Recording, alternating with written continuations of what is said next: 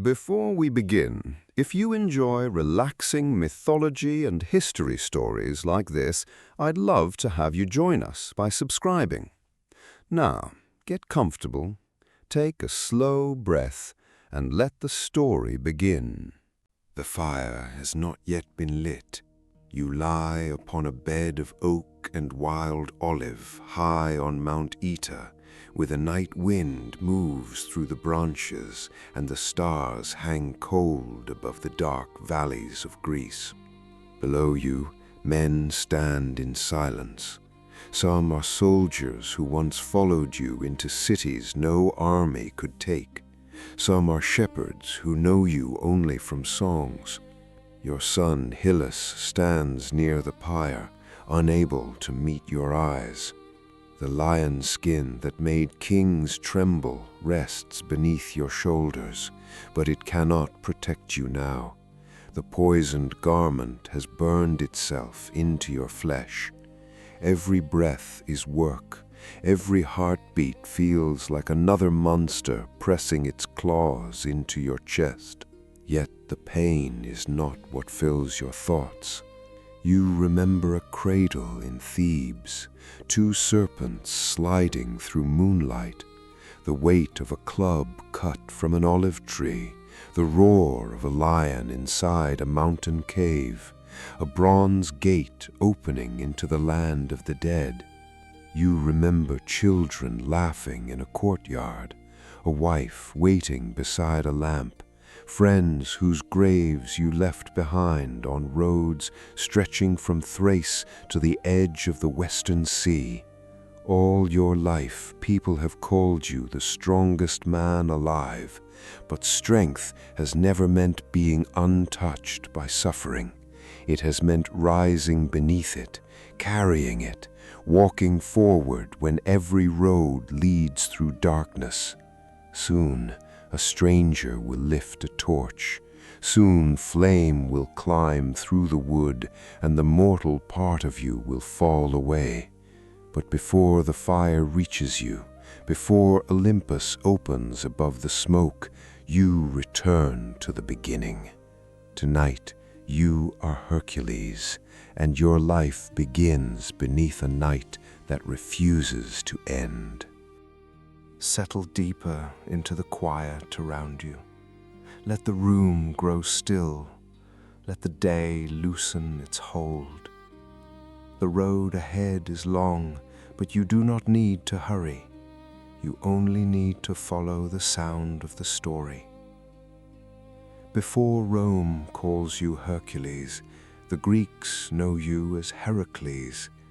Before either name belongs to you, your mother calls you Alcides. Your story begins in Thebes, though your blood reaches back through the royal house of Perseus. Your mother Alcmena is mortal, proud and faithful to her husband Amphitryon. While Amphitryon is away at war, Zeus descends from Olympus wearing the shape of the absent husband. He brings memories no stranger should possess, and speaks of battles as though he has just returned from them. Then Zeus stretches one night across the length of 3, holding back the dawn while the city sleeps beneath an unnatural darkness. When Amphitryon truly returns, the confusion is uncovered by the seer Tiresias. Alcmena carries twins by 2 fathers. Iphicles is the son of Amphitryon. You are the son of Zeus. On Olympus, Zeus boasts that a child of Perseus's blood born that day will rule the great fortress of Mycenae. Hera hears him. She does not strike at Zeus. She strikes at the child who has not yet taken a breath. The goddess of childbirth is sent to delay Alcmena's labor. At the same time, another descendant of Perseus, Eurystheus, is forced into the world before his proper hour. Zeus is trapped by his own promise. Eurystheus will wear the crown. You will grow beneath his shadow. Some ancient voices say your mother, afraid of Hera, leaves you in a field outside the city. Athena finds you and brings Hera near. Not knowing who you are, the queen of the gods nurses you for a moment. You drink with such force that she pulls away, and divine milk scatters across the heavens. Then Athena returns you to Alcmena. A goddess who hates you has helped make you stronger. Settle deeper into the quiet around you. Let the room grow still. Let the day loosen its hold. The road ahead is long, but you do not need to hurry. You only need to follow the sound of the story. Before Rome calls you Hercules, the Greeks know you as Heracles. Before either name belongs to you, your mother calls you Alcmena. Your story begins in Thebes, though your blood reaches back through the royal house of Perseus. Your mother, Alcmena, is mortal, proud, and faithful to her husband Amphitryon. While Amphitryon is away at war, Zeus descends from Olympus wearing the shape of the absent husband. He brings memories no stranger should possess, and speaks of battles as though he has just returned from them. Then Zeus stretches one night across the length of 3, holding back the dawn, while the city sleeps beneath an unnatural darkness. When Amphitryon truly returns, the confusion is uncovered by the seer Tiresias. Alcmena carries twins by 2 fathers. Iphicles is the son of Amphitryon. You are the son of Zeus. On Olympus, Zeus boasts that a child of Perseus's blood, born that day, will rule the great fortress of Mycenae. The palace grows quiet after midnight. You are only 8 months old. Beside you, your twin brother Iphicles sleeps beneath wool blankets. A small oil lamp trembles near the wall, its flame too weak to reach every corner of the room. From the darkness comes a dry whisper. 2 enormous serpents slide across the floor. Their scales shine whenever they pass through the lamp glow. Hera has sent them into the nursery without soldiers, thunder, or warning. She expects the work to be simple. Iphicles wakes first. His cry brings servants running through the halls, but they are still far away when the serpents rise above the cradle. You do not cry.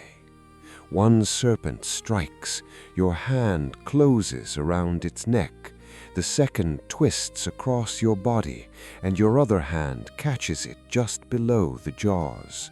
Your arms are small, soft with infancy, yet the creatures cannot escape. The cradle rocks, wooden rails crack, slowly the coils weaken.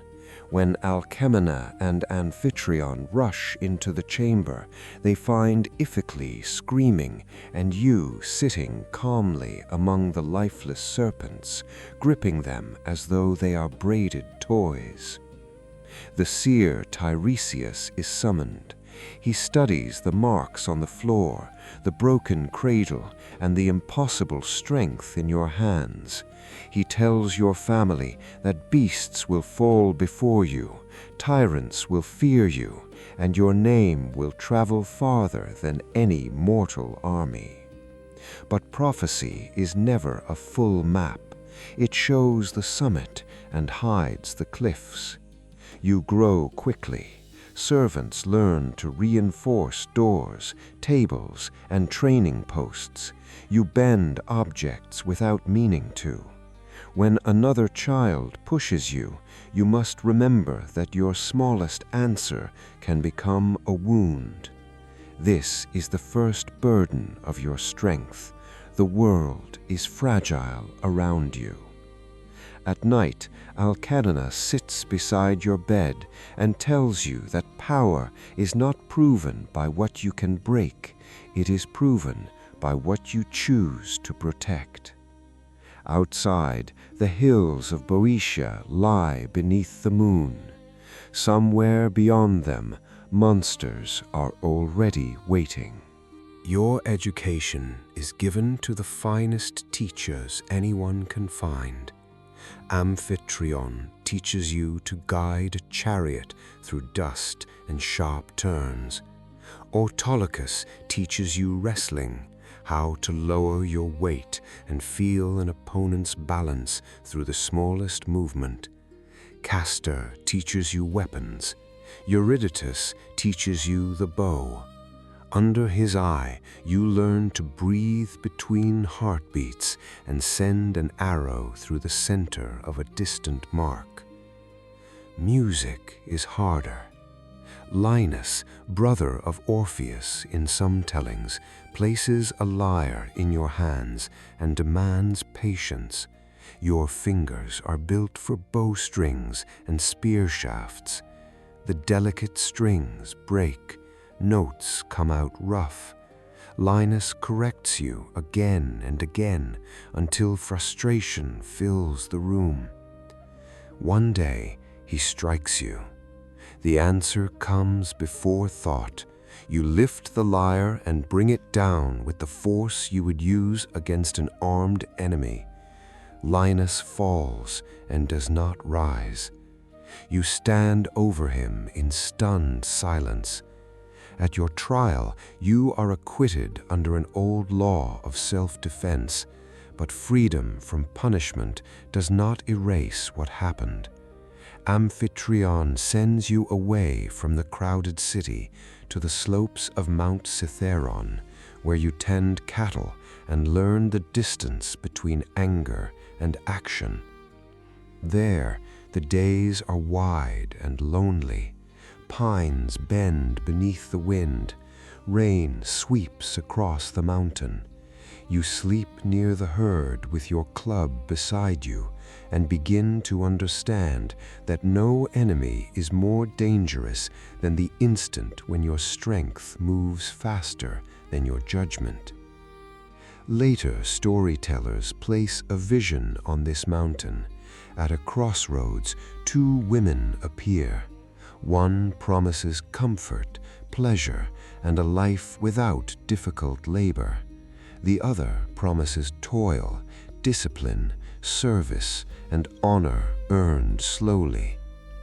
You choose the harder road, not because pain is good, not because suffering makes a man worthy by itself. You choose it because an easy life spent avoiding every duty would leave your strength meaningless. The decision is quiet. No thunder answers it. But from that moment, every path seems to climb. The cattle begin disappearing at dusk. At first, the herdsmen blame wolves. Then they find tracks too large for any wolf, and the torn earth carries the smell of a lion. The beast hunts the slopes of Cithaeron, taking cattle from Amphitryon and King Thespius of nearby Thespiae. You follow it alone. For many nights you sleep beneath the open sky, listening to stones shift in the darkness. You study the trails where the lion passes and the high ledges from which it watches the valleys. The hunt teaches you patience that Linus never could. When the lion finally charges, the mountain seems to move with it. You meet it with spear and club. Dust rises, claws rake the ground. The struggle rolls through scrub and broken rock until your hands close around the animal and the roaring stops. You wear its skin when you return. In later years, another and greater lion will give you the armor remembered in every statue and painting. But this first hunt changes how people see you. You are no longer merely the strange, powerful son of Alcmena. You are a protector who has faced what others feared to approach. Soon, on the road back to Thebes, you meet heralds from Orchomenus. The city has forced Thebes to pay a humiliating yearly tribute after war. The heralds speak as though every Theban is already a servant. Your anger rises, but this time it does not move blindly. You choose your target. You send the heralds back disgraced and tell them the tribute is ended. Their king, Erginus, marches against Thebes. The city has been stripped of weapons, so you take old armor from the temples, relics offered by ancestors, and place them in the hands of young men willing to fight. Athena is said to arm you herself. In a narrow pass, you prevent the larger enemy force from surrounding you. Erginus falls, Orchomenus is defeated. Thebes is free. The city fills with celebration. King Creon gives you his daughter, Megara, in marriage. For the first time, your life seems to open toward peace. Megara is not a prize to you for long. She becomes the center of a home. The palace at Thebes changes after your marriage. Weapons still hang on the walls, but children's voices fill the courtyards. Small sandals appear beside your enormous ones. At meals, your sons climb onto your knees and pull at the lion skin, demanding to hear the roar again. You begin to imagine that the mountain roads are behind you. This is the life no bard remembers as clearly as battle. Mornings in sunlight, ordinary laughter, Megara's hand resting on your arm, the comfort of returning through a doorway where everyone knows the sound of your steps. Then Hera reaches into your mind. The change does not arrive like sleep. It arrives like a storm inside a sealed room. Familiar walls twist, voices become threats, the faces you love blur into the shapes of enemies. Your bow is suddenly in your hand. When clarity returns, the house is silent. The ancient poets do not agree on when this madness occurs. Some place it before the labors, making your service the price of atonement. Euripides places it after your return from the underworld, making triumph collapse into horror. But every tradition preserves the same wound, your strength turned against your own home. Tonight, the road follows the version in which grief sends you to Delphi. You cannot remain in Thebes. You cannot bear the eyes of those who pity you, and you cannot bear the empty rooms. You leave the city without music, without victory, and without knowing whether a life can continue after such a thing. At Delphi, smoke from laurel leaves rises around the stone temple. The priestess speaks for Apollo. She gives you a new name, Hercules, a name tied strangely to Hera and to glory. Then she commands you to serve King Eurystheus of Mycenae and perform the labors he sets before you. The man who took the kingship meant for you will become your master. You bow your head. You do not go because Eurystheus deserves obedience. You go because you need a road through grief, and the only road offered is made of impossible tasks. Tiryns rises from the plain behind walls built with stones so massive that later generations will say only Cyclops could have lifted them. Inside waits Eurystheus.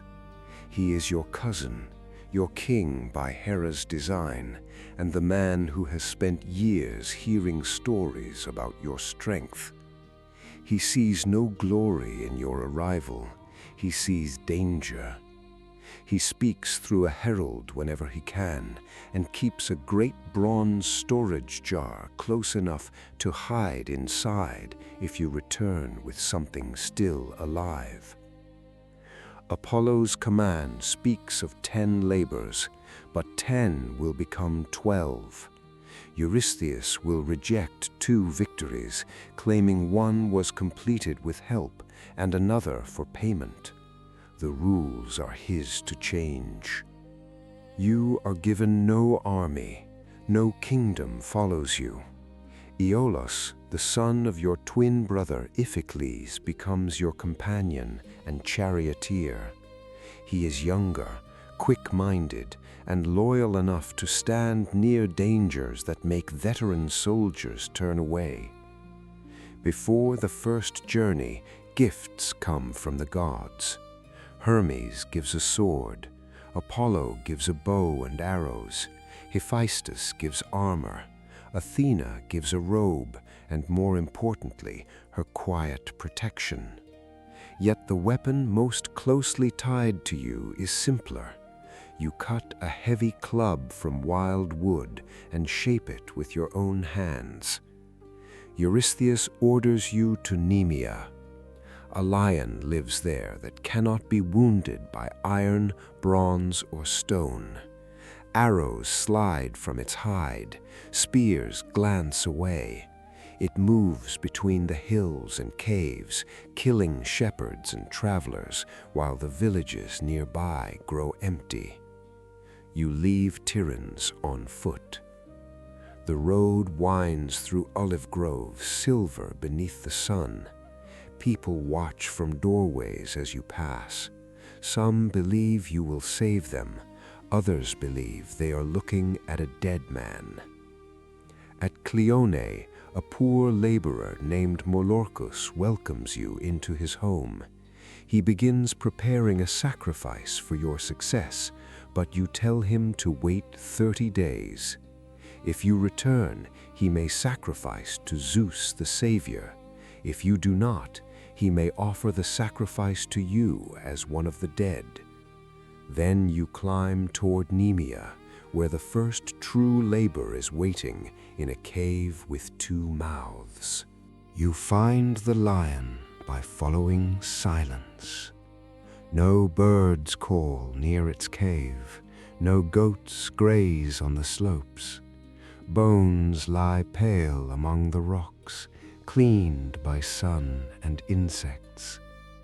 The lion appears at dusk, larger than any beast from the mountains of Kitharos.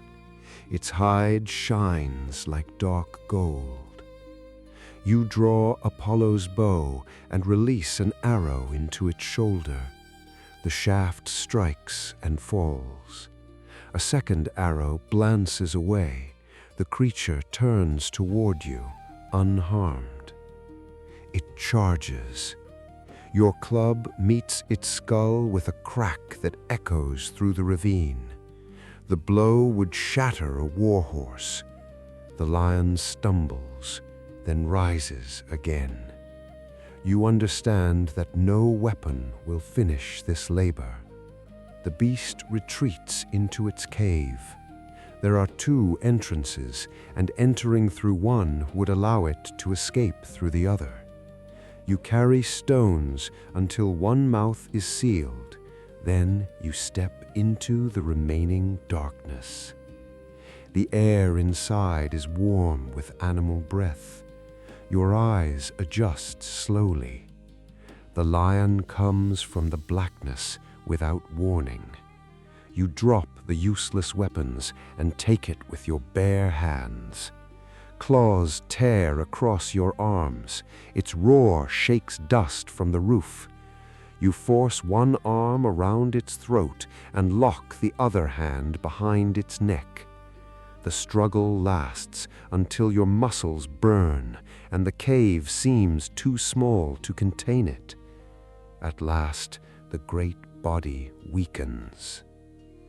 When you return to daylight, the hills are silent again, but now the silence is peaceful. The lion's own claw cuts the invulnerable hide. You wrap the skin around your shoulders and place its head above yours like a hood. From this day forward, the beast becomes your armor. Its strength does not vanish, it changes sides. On the 30th day, you reach Molorcus as he prepares to sacrifice for the dead. He sees you descending with the lion across your back and turns the offering towards Zeus the Savior. At Mycenae, Eurystheus sees you at the gates and climbs into his bronze jar. He forbids you ever to bring the trophies inside the city again. His herald delivers the second command. You are to go to the marshes of Lerna and kill the Hydra. Lerna is a place of deep water and older fear. Mist drifts above the marsh. Springs rise from the earth near an entrance believed to lead toward the underworld. Reeds close behind the chariot as Iolaus drives you farther from the road. The Hydra waits in a den beneath a plane tree. Its body is thick as a ship's mast, and from it rise 9 serpentine necks. 8 heads can die, the central head cannot. Its breath carries poison, even the trail it leaves behind is deadly. You wrap cloth across your mouth and shoot burning arrows into the den. The creature surges from the smoke. Your club crushes 1 head, 2 more rise from the wound. You strike again, the multiplication continues. The labor is not merely difficult, it punishes the obvious answer. Every victory creates another enemy. A giant crab sent by Hera crawls from the mud and clamps onto your foot. You crush it beneath your heel, but the Hydra coils around your leg and drags you toward the water. You call to Iolaus. He sets part of the nearby grove on fire. Each time you cut away a head, he presses a burning branch against the open neck. The flesh seals, nothing grows back. Together, you move from one head to the next, while smoke rolls across the marsh. At last, only the immortal head remains. You sever it with a golden blade, bury it beside the road, and place a heavy stone over the ground. Then you cut open the body and dip your arrows into its venom. The poison will make you nearly unstoppable. It will also travel farther through your life than you can imagine. When Eurystheus hears that Iolaus helped you, he refuses to count the victory. He says the labor was not yours alone. You look at Iolaus and feel no shame. Without him, the Hydra would still be growing heads over your body. There are burdens strength cannot overcome alone.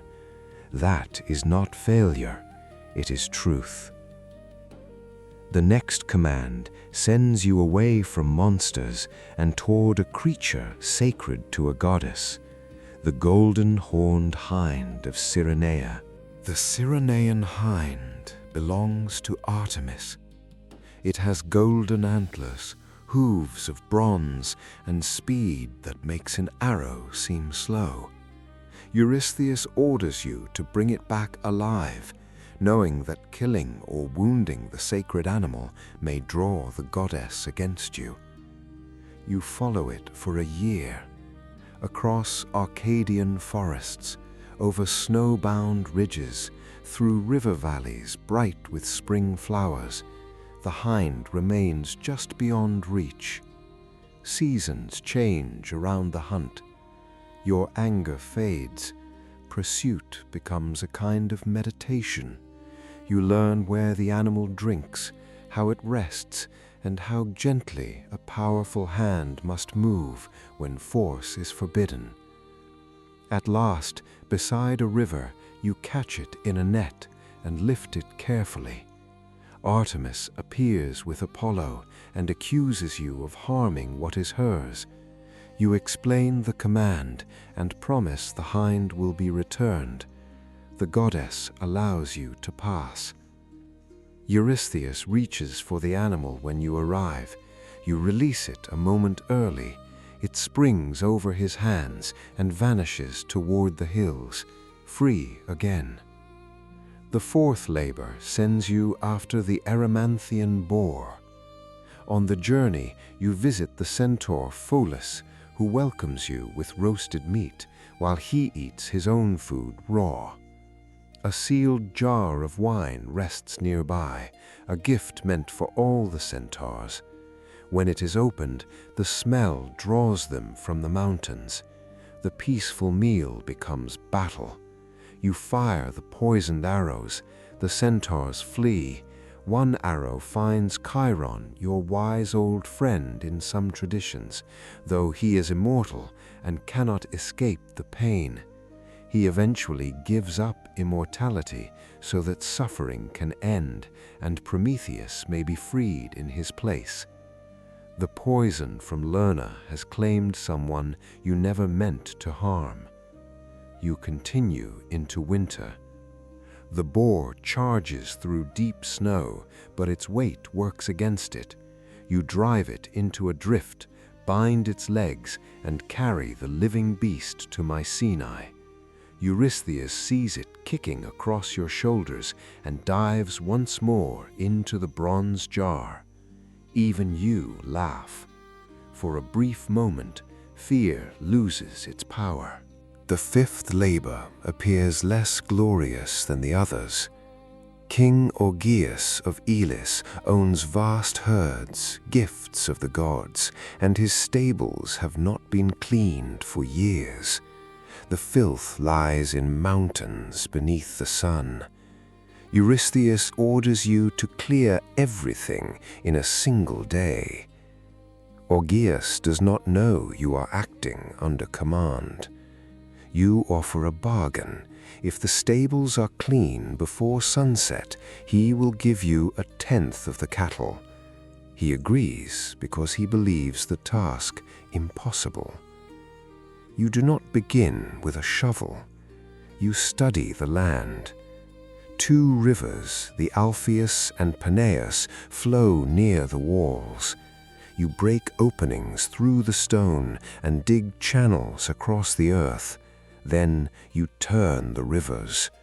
Water enters with a roar. It sweeps through every stall, carrying years of waste out across the fields. The animals stamp and bellow, while sunlight reaches floors buried since before some of the workers were born.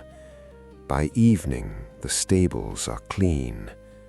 Augeas refuses payment. When his own son Phyleus speaks in your defense, the king drives him away.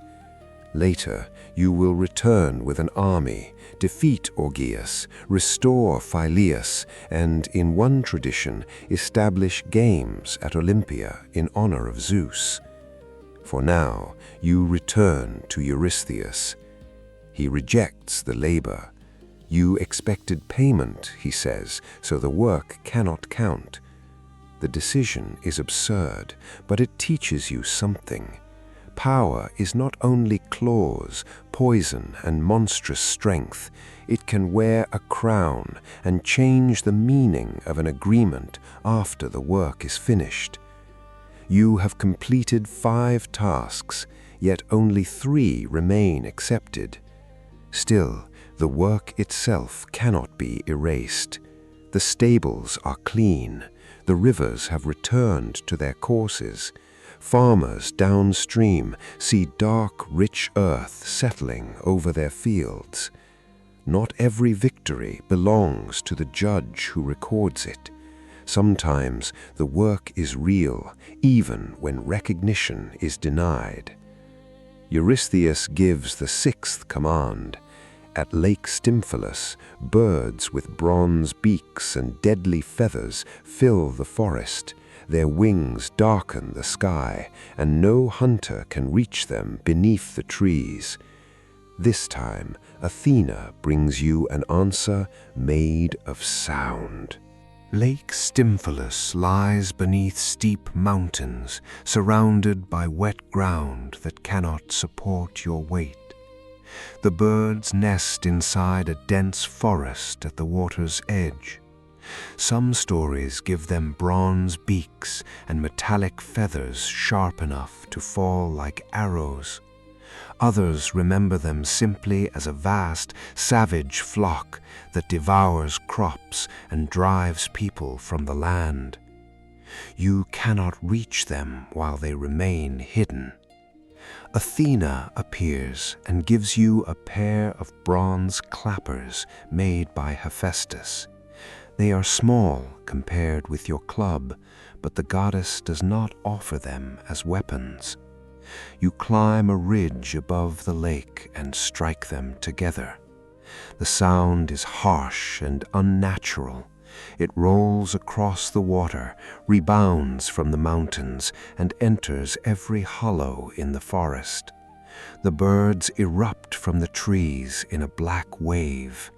For a moment, the sky disappears. You set down the clappers and lift the bow.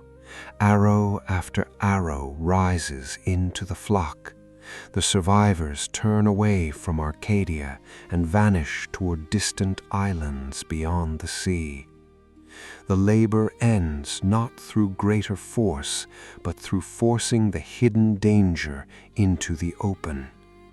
When you return, Eurystheus has no excuse to reject the task. The accepted count rises. Yet the king has begun to understand that no creature in Greece is likely to stop you. His next commands stretch farther from home. They send you across the sea toward foreign kings, sacred animals, warrior nations, and the edges of the known world. The seventh labor is the Cretan bull. You sail south until the mountains of Crete rise from blue water.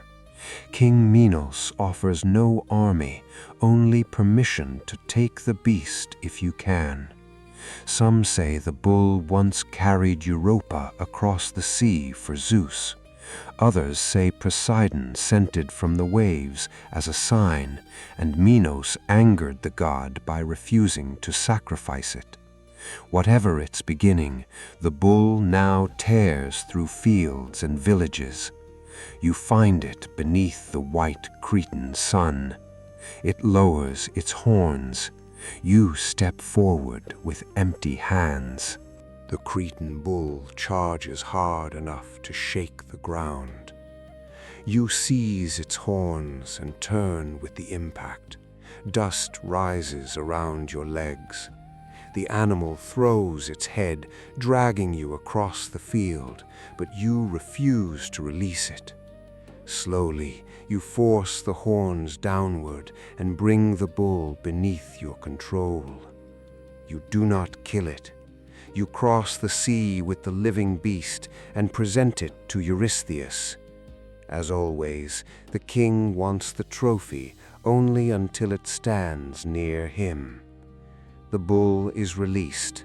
It wanders through Greece and eventually reaches Marathon, where another hero, Theseus, will face it. The eighth labor carries you north to Thrace. King Diomedes, a son of Ares, keeps 4 mares chained to bronze mangers. They are fed human flesh. Their breath steams in the cold air, and the ground around their stable is marked by bones. You travel with companions, among them young Abderus, whom you trust. After overpowering the grooms, you lead the mares toward the sea. Diomedes and the Bistones pursue in armor. You leave Abderus holding the animals while you turn to fight. When the battle ends, Diomedes lies dead, but the victory has come too late for your friend. The mares have broken free and dragged Abderus to his death. You bury him beside the coast and found a city in his name, Abdera. Some tellings say you feed Diomedes to his own horses, and the taste of their master calms them. In others, the mares are subdued after his death. You bring them to Mycenae, and Eurystheus releases them as well. The road keeps taking payment from those beside you. People will later count the mares as one more triumph. They will not always remember the grave beside the Thracian sea. But you remember. Every hero carries a second list beneath the famous one, the names of companions, servants, strangers, and loved ones who paid part of the price. The ninth command sends you north to the land of the Amazons. You must bring back the war belt of Queen Hippolyta, a gift from Ares and a symbol of her authority. You sail toward the river Thermodon with a small company of volunteers. The Amazons are not monsters. They are a nation of warriors, riders, archers, and queens. Greek stories describe them with fear because they live beyond familiar customs and meet armed men as equals on the field. When your ship reaches their harbor, Hippolyta comes to speak with you. She listens as you explain that Admete, the daughter of Eurystheus, desires the belt of Ares. The queen does not threaten you. She does not demand the contest. Impressed by your reputation, she agrees to give you the belt. The labor could end without blood. Hera will not allow it. Disguised as an Amazon, she moves through the camp and spreads the warning that strangers have come to abduct the queen. Riders gather, spears rise. From the ship, you see an armed force racing toward the shore. You believe Hippolyta has betrayed you. The mistake becomes irreversible. Battle breaks across the beach. In the confusion, Hippolyta dies, and you take the belt from her body. The object Eurystheus wanted feels small in your hands. You have fought beasts that could not speak, tyrants who chose cruelty, and creatures that fed on the innocent. This labor is different. It's built from suspicion and a lie whispered at the right moment. You sail away with the belt, but not with pride. On the return journey, more adventurers gather around you. At Troy, you find Princess Hesione chained beside the sea, offered to a monster because her father Laomedon cheated the gods. You kill the creature and save her, but Laomedon refuses the reward. You leave with a warning that you will return. Years later, you do return, sack the city, and give Hesione to your companion Telamon. A young prince named Priam survives to rule Troy long before another Greek war reaches its walls. At Mycenae, the belt is accepted. Eurystheus gives the 10th command. You must bring him the red cattle of Geryon from Erythea, an island beyond the western edge of the world. No labor carries you farther than the cattle of Geryon. You travel through lands the Greeks know only through rumor. Across North Africa, the sun burns so fiercely that in a moment of exhaustion and anger, you raise your bow toward Helios himself. The sun god does not destroy you. He admires your courage and lends you a golden cup, a vessel large enough to carry you across the western ocean. At the strait where sea marrows between two continents, you raise great markers remembered as the pillars of Hercules. Some say you split a mountain apart. Others say you draw the lands closer together. Either way, the pillars become the boundary between the familiar sea and the waters beyond. Erythea lies red beneath the setting sun. Geryon's cattle are guarded by Eurytion the herdsman and Erythris, a two-headed hound born from the monstrous line of Typhon and Echidna. Erythris rushes first. Your club ends both snarling voices. Eurytion falls beside him. Then Geryon comes armed for war. He is described as three-bodied or three-headed, a giant whose forms join at the waist. 3 shields move together, 3 spears flash in the evening light. You draw one of the arrows poisoned in the blood of the Hydra. The shaft passes through armor and ends the giant's defense. Gathering the cattle is only half the labor. Driving them back across the world takes months. A bull escapes in Sicily. A king named Eryx challenges you to wrestle for it and loses. Hera sends a gadfly that scatters the herd across the mountains of Thrace. You search valley after valley until most are gathered again. Rivers flood. Local rulers try to steal the animals. Roads vanish beneath storms. At last, the red cattle reach Mycenae. Eurystheus sacrifices them to Hera. 10 commands have now been completed, but the king counts only 8.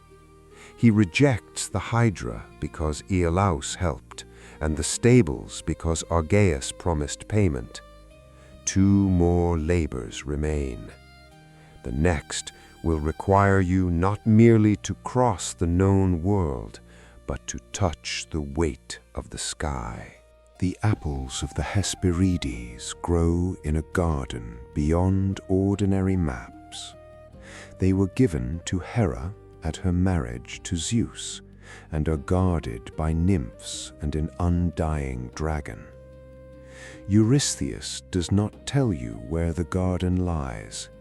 You search through Europe, Libya, Egypt, and the lands near the outer sea. The journey becomes a chain of trials. In Libya, the giant Antaeus forces every traveler to wrestle. Each time he touches the earth, his mother Gaia renews his strength. You throw him down, but he rises stronger. Then you understand. You lift him away from the ground and hold him in the air until the power leaves his body. Farther on, you find Prometheus chained to the Caucasus. An eagle tears at his liver each day, and each night the flesh grows back. You kill the eagle with an arrow and break the punishment that has lasted for generations. Prometheus repays you with knowledge. Do not take the apples yourself, he warns. Ask Atlas. Atlas stands at the edge of the world, carrying the heavens on his shoulders. You offer to bear the weight while he enters the garden. The sky settles onto you. No lion, river, or giant has prepared you for it. The burden has no clear edge. It presses through bone and thought, filled with stars, darkness, weather, and the turning paths of the gods. Atlas returns with 3 golden apples. Feeling freedom for the first time in ages, he offers to deliver them to Eurystheus himself. You agree, but ask him to take the sky for one moment while you adjust the padding on your shoulders. Atlas accepts the burden again. You lift the apples and leave. When Eurystheus receives them, they cannot remain among mortals. Athena returns them to the sacred garden. The 11th labor is complete. Only one command remains. Eurystheus has searched the earth for something that can stop you. Now he sends you beneath it. You must descend alive into Hades and bring back Cerberus, the hound who guards the dead.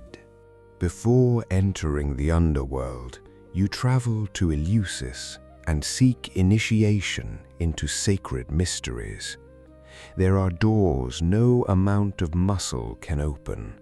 Ritual, purification, and knowledge must go before you. At Cape Taenarum, a cave descends into the earth. You leave sunlight behind. The path narrows, air grows cold. The living world becomes a memory above you.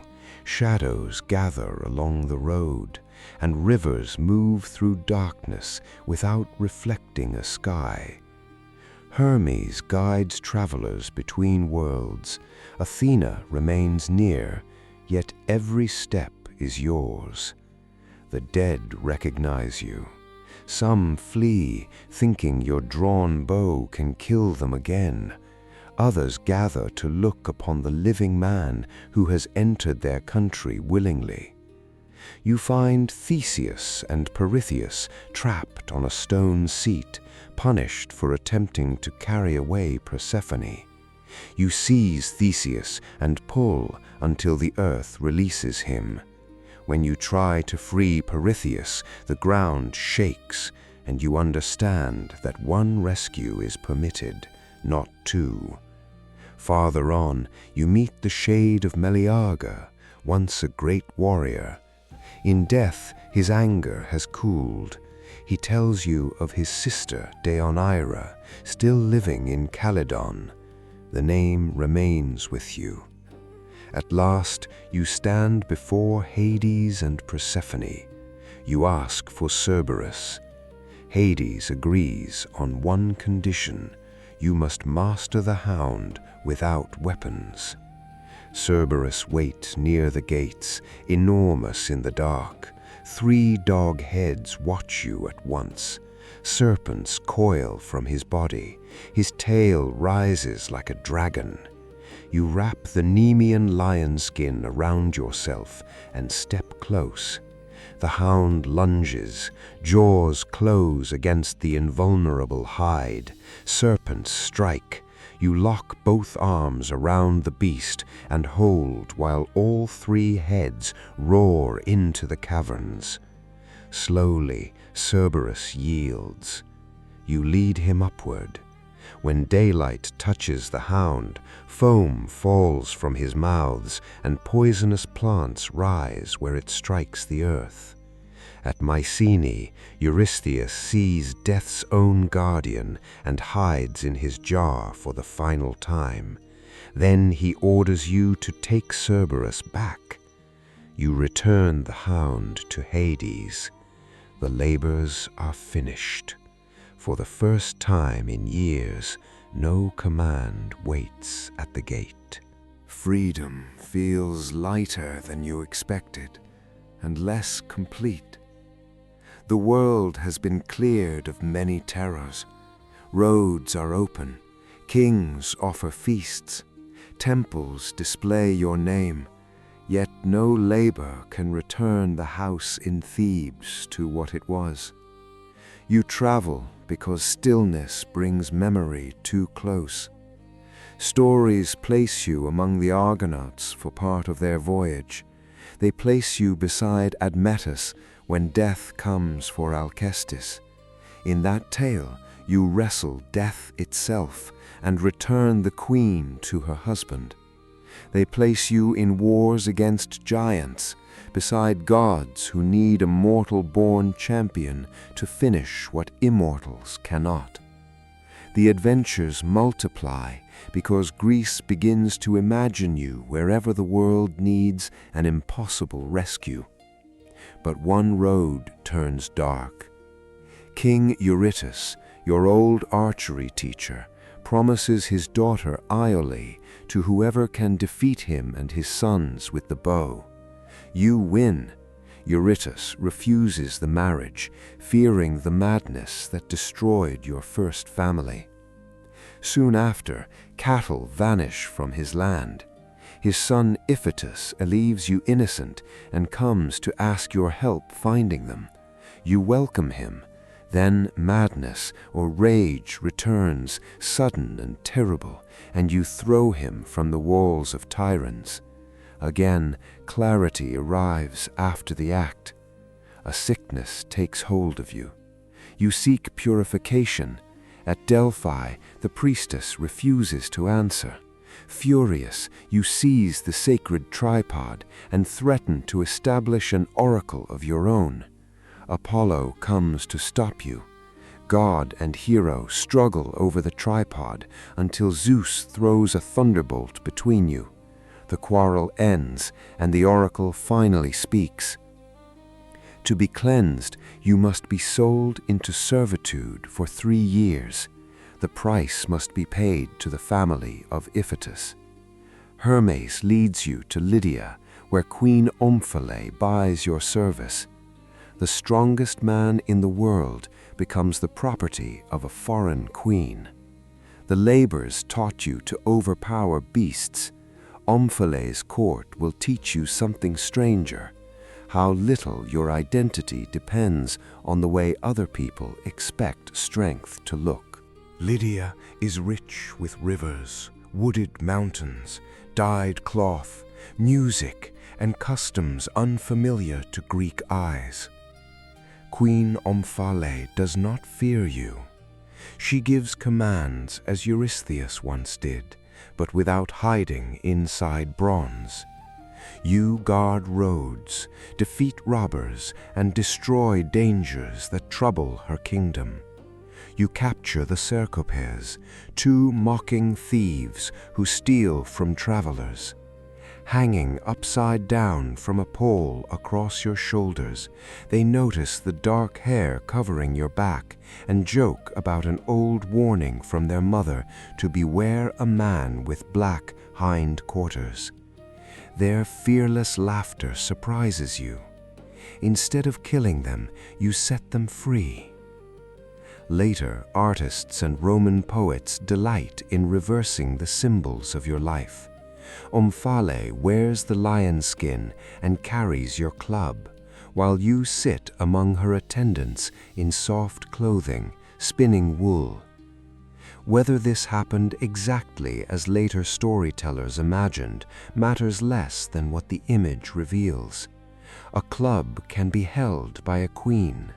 A hero can touch a spindle without losing his strength. You have spent years being treated as a body built for violence. In Lydia, your hands learn slower motions. Thread pulls through your fingers. Cloth gathers inch by inch. Creation demands control more precise than destruction. You and Omphale become lovers in many traditions. Children are born from the union, and rulers later claim descent from you. When the 3 years end, the payment for Iphitus is sent. Eurytus refuses to accept blood money, but the period of service is complete. You leave Lydia, carrying your bow, club, and lion skin once more. The old restlessness returns. There are enemies you have not forgotten. You fulfill your threat against Laomedon and sack Troy. You fight wars in Elis and Sparta. You punish kings who broke oaths and restore others who were driven from their thrones. With every victory, the line between justice and vengeance grows harder to see. Then you come to Calydon. There you meet the woman whose name you first heard among the dead, Deianira. Deianira is the daughter of King Oenis of Calydon. She has already heard stories about you. Everyone has. But when you enter her father's hall, she sees the man beneath the lion's skin, scarred, older, famous, and never entirely at rest. You ask for her hand. Another suitor stands in your way. Hercules is not merely a king, he is the god of the greatest river in Greece, ancient and changing. He comes to the contest first as a man, then as a serpent, then as a bull. You wrestle beside the river while water shakes against the banks. When Hercules becomes a bull, you seize his horns, the ground tears beneath your feet. You force his head aside and break away one horn. The river god yields. You marry Deianira. For a time, life becomes gentler. You travel together. You share meals beneath trees and sleep in guest halls where people whisper after seeing the lion's skin at the door. A son, Hylas, grows within the family, along with other children named differently across the traditions. Yet your strength still brings accidents.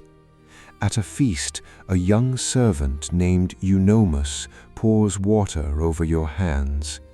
You strike him without intending death, but the blow is too strong. His father forgives you, recognizing the accident. You cannot forgive yourself so easily. By custom, you choose exile and leave Calydon with Deianira. The road leads toward Trachis and the protection of King Ceyx. Between you and the new home runs the river Evenus, swollen with rain. A centaur named Nessus waits at the bank and carries travelers across for payment. You cross under your own power. Deianira climbs onto the centaur's back. Halfway through the river, Nessus changes direction. Deianira cries out. You turn from the far bank and see the centaur trying to carry her away. Distance separates you, but distance has never protected an enemy from your bow. You draw an arrow darkened with the hydra's poison. The string releases. The arrow enters Nessus as he reaches the bank. The centaur falls, but he does not die at once. Hydra venom spreads through his blood. He understands exactly what has struck him, and in his final moments he chooses a revenge that may take years to unfold. He calls Deianira close. Nessus tells her that his blood can be used as a love charm. If she ever fears your heart has turned toward another woman, she should place the blood on a garment and give it to you. Then, he promises, you will love no one more than her. Deianira gathers the blood and keeps it hidden. She does not know that the poison of Lerna is mixed through it. She does not know the centaur is placing a weapon in her hands and disguising it as hope. You reach Trachis and are welcomed by King Ceyx. Years pass through campaigns, journeys, and long absences. Deianira waits more than she travels. She receives rumors before she receives you. The final chain begins with Iole. You have never forgotten how Eurytus refused the promise made after the archery contest. You march against Iochalia, kill Eurytus and his sons, take the city, and lead Iole among the captives. At Cape Cyneum, you prepare a sacrifice to Zeus. You send your herald Lycas to Trachis for ceremonial clothing. Lycas arrives with the captive women. Deianira notices Iole and learns why Oechalia fell.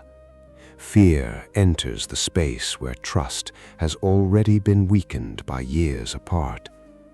She remembers the small container hidden since the river Evenus. Carefully, she coats a tunic with the blood of Nessus.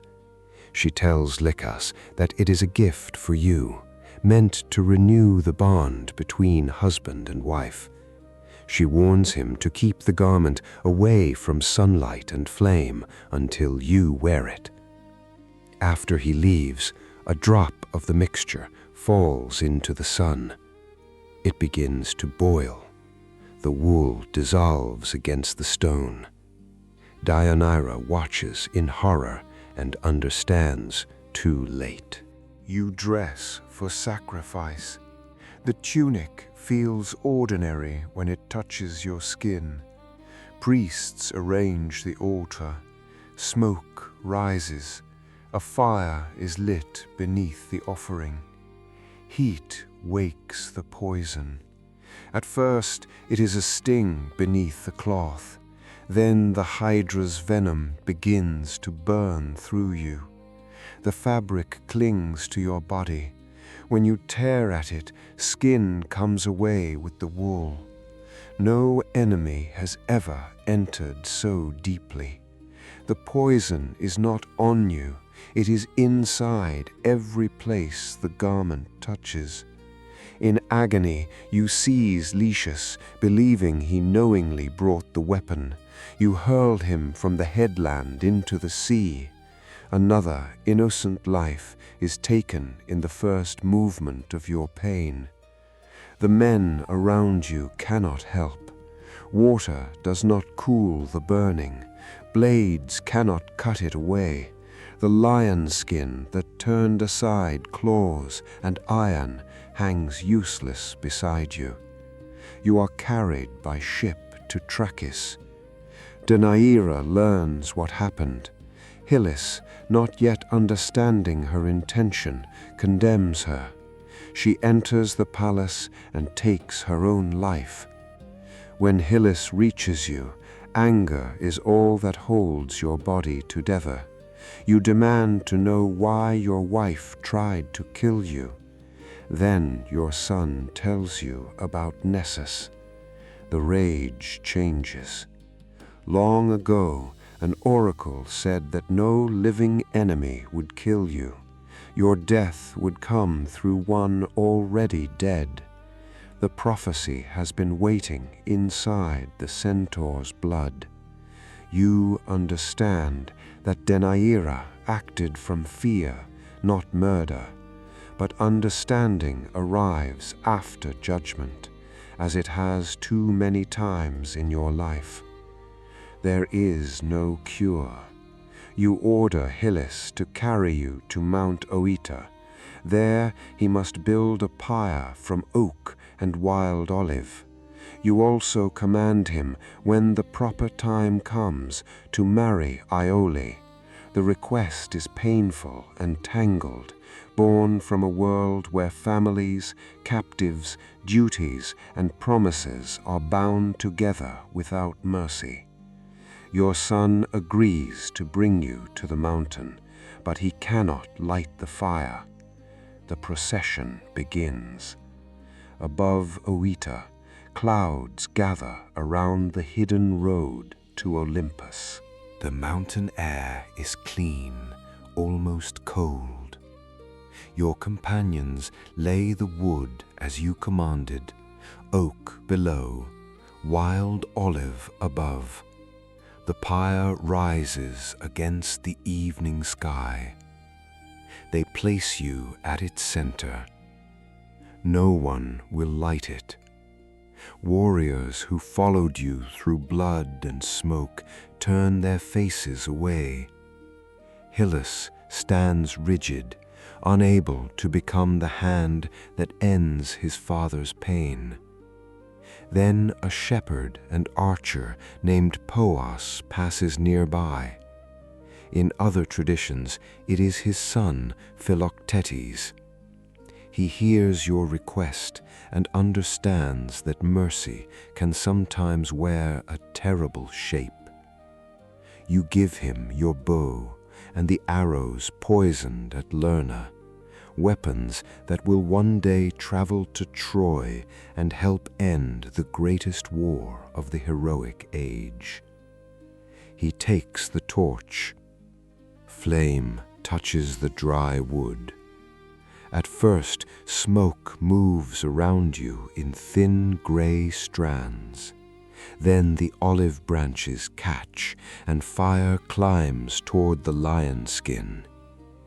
You do not cry out. All your life has been fire in different forms. Hera's anger, your own rage, the necks of the Hydra, cities taken in war, the altar at Senium. Now the final fire is quiet. Thunder rolls over the mountain. The men below shield their eyes. A cloud gathers around the pyre, bright from within. Lightning strikes, but the flames do not scatter. The mortal part of you, born from Alcmena, remains with the wood. It has carried wounds, hunger, grief, love, madness, and exhaustion. It has done more than any mortal body should have been asked to do. The immortal part, born from Zeus, rises through the cloud. When the smoke clears, no body lies among the ashes. Only the weapons are gone. The fire is lowering, and the lion skin has become part of the legend left behind. Far above, the gates of Olympus open. Athena waits beside a chariot. For the first time, you approach the home of the gods not as a servant completing their command, not as a mortal begging for an answer, but as one invited to remain. Olympus is brighter than fire and quieter than battle. The gods gather as Athena leads you into the hall of Zeus. Some have helped you, some have opposed you. Some have watched from a distance while mortals paid the price of divine quarrels. Hera is there. Your name, Hercules, can be understood as the glory of Hera. For most of your life, the name has sounded like a cruel riddle. Her hatred shaped the path that made you famous. She delayed your birth, placed Eurystheus above you, sent serpents, stirred madness, and turned peaceful meetings toward blood. Now the struggle ends. The ancient tradition does not preserve a long speech of reconciliation. It gives an image instead. Hera accepts you among the immortals, and you marry her daughter Hebe, goddess of youth. The enemy who pursued you becomes part of your new family. The hero aged by labor is joined to youth that does not fade. You sit at the feasts of the gods. No king sends a herald with another task. No road demands that you prove your strength. The bow is at rest. The club leans against a shining wall. Below, your worship spreads through Greece. People honor you as both hero and god, protector of humankind, guardian of athletes, travelers, soldiers, and those who endure difficult work. Temples rise in Thebes and beyond. At sacrifices, some remember the mortal who suffered, Others call upon the immortal who overcame. Your descendants, the Hercules, carry your name into later wars and royal houses. Roman soldiers will call you Hercules. Emperors will place your image on coins. Sculptors will show the lion skin, the club, the exhausted body leaning after labor. But the deepest truth of your story is not that you were never defeated. You were defeated many times by madness, grief, deception, anger, and consequences no muscle could lift away. Your greatness lies in continuing after each defeat, not untouched, not innocent of harm, but still capable of carrying the next burden toward the light. The flames on Mount Uita have faded. The marsh at Lerna lies quiet beneath stars. The cave at Nemea is empty. Wind moves through the trees beside Lake Stymphalus, where no bronze wings rise from the reeds. Across the sleeping world, the roads you opened remain. You have carried the lion, the boar, the sky, and the weight of your own name. You have walked into the house of Hades and returned. You have served weaker men, foreign queens, grieving families, and gods who rarely explain themselves. Now there is nothing left to carry.